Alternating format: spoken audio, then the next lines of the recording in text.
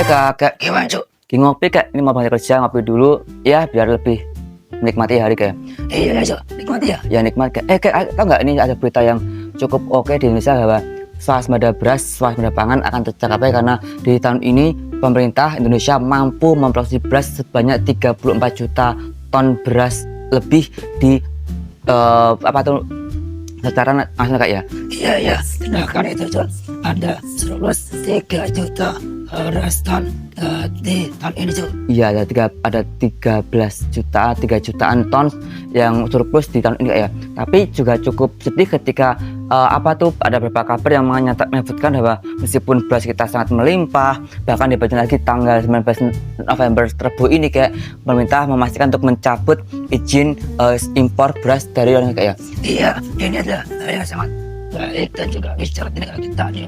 Akhirnya kita bisa produksi sendiri dan bisa mencapai swasembada beras. Iya, karena ini katanya juga di tahun ini juga ada 13 juta produksi beras yang lebih baik daripada tahun kemarin, artinya ada kenaikan yang membuat di tahun ini juga lebih melimpah berasnya daripada tahun kemarin karena ada kenaikan 13 juta ton beras yang bisa diproduksi oleh negara ini ya. Iya, itu ada hal yang sangat bagus di tahun ini dan juga di tahun ini Cuk. Iya, karena juga bersyukur ya karena kita masih bisa menikmati beras kita sendiri karena selama ini kan kita cuma impor sampai di waktu ini kita bisa swasembada beras dan bisa memproduksi beras sendiri bahkan bisa surplus 3 juta kayak. Iya. Tapi kayak aku juga cukup sedih karena beberapa hal yang mungkin yang paling sering adalah bagaimana meskipun kita serap beras bisa melimpah tapi kenapa kok secara harga kok kurang stabil dan tidak turun ya. Karena secara logika ya ketika demand itu naik rendah, surplusnya juga naik itu kan harusnya kan itu kayak apanya juga naik itu kan harusnya turun ya secara hukum ekonomi. Iya, karena udah berbalik ketika harga itu naik lalu juga surplus tahun harga itu permintaan itu naik dan juga kuantitas itu juga naik juga masih stabil. Tapi kalau misalnya ketersediaan itu naik dan juga harganya juga rendah masih akan turun. Tapi kalau kita lihat dari ini semua kenapa kok meskipun permintaannya stabil dan juga ketersediaan beras juga melimpah tapi kok harganya kok tidak masih stuck di situ karena di beberapa daerah beras premium itu 15.000 dan juga beras yang middle itu 13.000 di beberapa pasar di Jawa kayak. Tapi kenapa kok nggak turun sampai let's say 10.000 lah mungkin misalnya begitu. Iya, itu juga beda Cuk. Apa kayak ya bisa cuaca juga bisa distributor juga dan juga banyak hal yang jadi misalnya. tapi juga kalau kasus korupsi apakah masih ada dalamnya kayak? Iya, tapi juga di beberapa daerah juga masih ada oknum-oknum nakal dari sana ini. Misalnya dari pengusaha yang mengolah beras menjadi premium padahal itu beras. Ada juga beberapa oknum yang tersentuh oleh Kejaksaan Agung dan juga KPK untuk kasus ini Cuk. Iya, karena kita secara pribadi senang ketika kita bisa memproduksi beras sebanyak itu dan swasembada beras, swasembada pangan bisa juga mungkin terjadi di suatu waktu nanti. Tapi kalau korupsi di beberapa tingkat daerah itu juga masih ada juga percuma juga kayak.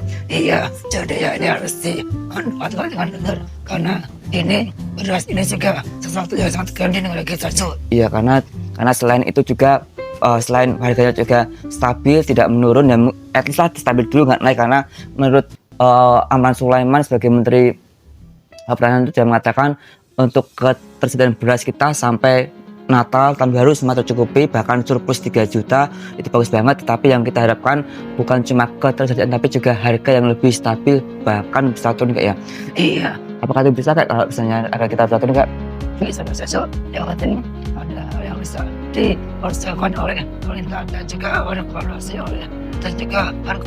dengan distributor dan yang besar Cuk. Iya, karena beberapa hal yang menyebabkan harga tidak turun ya tentu turun korupsi di beberapa tempat daerah yang masih ada juga faktor cuaca juga pengiriman barang dan juga ada bongkar muat di kapal-kapal yang juga bisa membuat biaya itu jauh lebih tinggi. Bahkan aku sudah dengar dari beberapa peneman dari Tempo mengatakan bahwa untuk beras sampai ini tuh ada kerugian negara sebanyak 7 triliun rupiah ya. Oh itu iya ada sekitar 7 triliun rupiah yang yang ditawarkan menjadi kerugian negara untuk beras ini Cuk. Itu apa aja Kak ya? Itu 3 juta utama dan dari utama itu karena penyimpanan yang lama sehingga membuat beras menjadi rusak. Oh, jadi ketika beras zaman terlalu lama bisa jadi rusak ya? Iya, kalau yang awal berikutnya adalah tahuan tempo yang disebutkan ketika harga legal dan juga harga jualnya juga tidak sama. Oh gitu, tapi meskipun seperti itu, semoga nggak ada kasus korupsi karena itu memang mungkin ada faktor human error karena ketika beras disimpan terlalu lama bisa menjadi rusak. Tapi mau bagaimanapun juga semestinya pemerintah dan juga orang-orang yang berkaitan pun juga harus lebih tahu diri Kak ya. Iya, sehingga suasananya harus kita dan juga harga di pasaran juga lebih kecil. Iya, semoga beras kita juga lebih stabil dan pastinya bukan cuma 119 beras tapi juga harga yang lebih stabil bisa terjangkau oleh rakyat ya. Iya, Cuk.